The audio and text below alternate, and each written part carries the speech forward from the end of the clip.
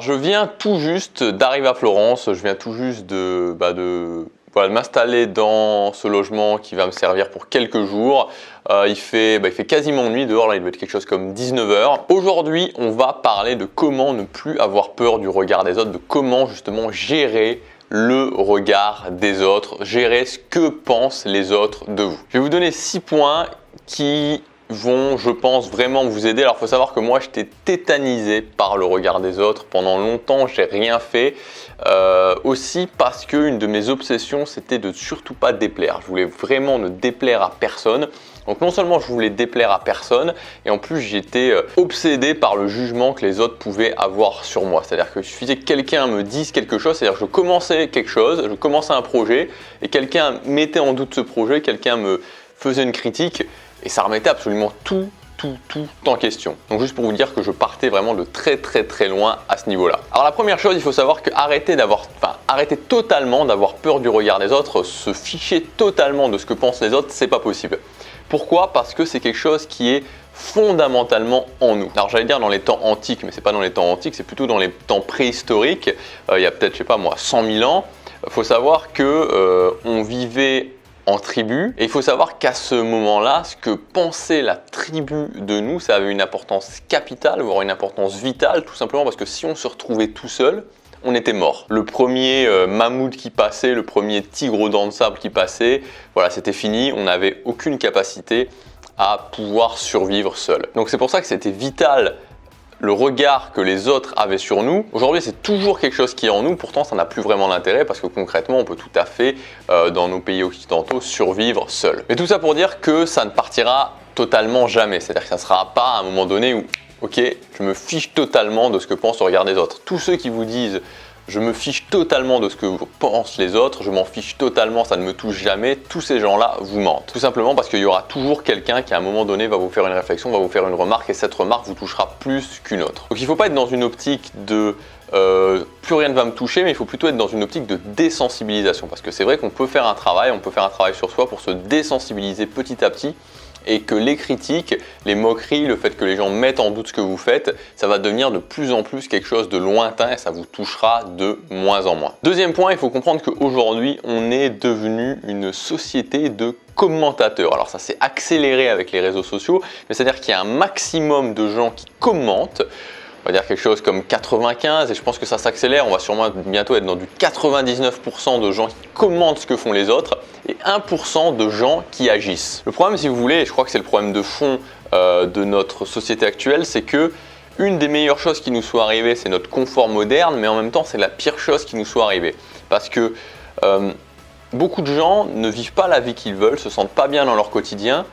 Ils sont bloqués justement à cause de quoi? À cause du confort. C'est-à-dire qu'ils sont trop confortables pour agir. Et en même temps, ils ne sont pas dans une vie qui les satisfait complètement. Et c'est vraiment ce tiraillement entre d'un côté la frustration de ne pas vivre une vie qu'on veut, mais de l'autre côté avoir un certain confort et pas avoir envie de quitter ce confort, qui provoque cet état de stagnation chez beaucoup de gens. Alors ça veut dire quoi? Ça veut dire que vous allez avoir plein de gens qui vont commenter ce que vous allez faire, et donc il faut être sûr de ce que vous voulez. Il faut vraiment que vous définissiez ce que vous voulez, et notamment vos valeurs, de façon très claire, parce que si vous n'êtes pas sûr de ce que vous voulez, si vous n'êtes pas sûr de la direction dans laquelle vous allez, si vous n'êtes pas sûr de vos valeurs, forcément quand il y a des gens qui vont mettre en doute ça, vous allez vous écrouler. Donc il faut passer vraiment du temps à savoir ce qu'on veut, passer du temps à se clarifier sur ce qu'on veut, à pourquoi on le veut, quelles sont mes valeurs importantes, et ça vous donnera beaucoup plus de force et beaucoup plus de résistance à la critique et à ce que pensent les autres. Troisièmement, c'est se poser la question, qui est-ce qui me critique? Vous savez, moi j'ai une théorie, c'est la théorie de la zone de zombification, c'est-à-dire que tous les gens qui commentent, tous les gens qui n'agissent pas finalement sont dans une zone de zombification et se transforment peu à peu en zombies, c'est-à-dire qu'ils sont en train d'errer comme ça dans la vie, ils savent pas vraiment où ils vont dans un sens, puis ils reviennent dans l'autre. Il n'y a pas vraiment de but, il n'y a pas vraiment d'objectif. Et donc quand quelqu'un vous critique, quand quelqu'un finalement remet en cause ce que vous faites, dites-vous simplement, est-ce que cette personne fait partie de la minorité qui agit ou cette personne fait partie de la majorité des gens qui sont dans la zone de zombification? Et ce que je peux vous garantir, c'est que dans 100% des cas, ça sera toujours quelqu'un qui sera dans la zone de zombification, parce que les gens qui agissent, les gens qui sont concentrés sur les actions, savent que c'est compliqué et ils vont avoir cette tendance à encourager les autres personnes justement qui passent à l'action. Donc les gens qui vous critiqueront, les gens qui vous diront c'est pas possible, les gens qui mettront en doute ce que vous faites, les gens qui sont toujours en train de vous dire que vous n'allez pas dans le bon chemin, vous n'allez pas y arriver, c'est jamais les gens qui passent à l'action. C'est toujours ceux qui sont dans la zone de zombification. Donc ça veut dire que on peut prendre quand même de la distance par rapport à ça. Quatrièmement, c'est le phénomène de polarisation. Alors la polarisation, ça veut dire quoi? Ça veut dire qu'à partir du moment où vous voulez avoir du succès, ça peut être du succès au niveau de votre travail comme salarié, ça peut être du succès au niveau de votre couple, ça peut être du succès dans un accomplissement, ça peut être du succès dans le fait de monter une entreprise, ça peut être aussi du succès dans une carrière artistique. Dès que vous allez avoir du succès, dès que vous allez avoir un succès qui va sortir quelque part de la norme, vous allez avoir des gens qui vont vous aimer et vous allez avoir des gens qui ne vont pas vous aimer. Et plus le succès va être grand, plus vous allez avoir des gens qui vont vous aimer et plus vous allez avoir des gens qui ne vont pas vous aimer, voire même des gens qui vont vous adorer, vous aduler et des gens qui vont vous détester, qui vont faire des petites poupées vaudou en plantant des aiguilles, en pensant à vous. Et ça, c'est un phénomène normal. Et moi, j'ai mis beaucoup de temps à le comprendre, c'est-à-dire que je voulais absolument que personne ne m'aime pas. C'était mon obsession, il ne fallait pas qu'il y ait des gens qui ne m'aiment pas. Mais en faisant ça, du coup, j'avais personne qui ne m'aimait pas, mais j'avais aussi personne qui m'aimait. C'est-à-dire que j'étais insipide.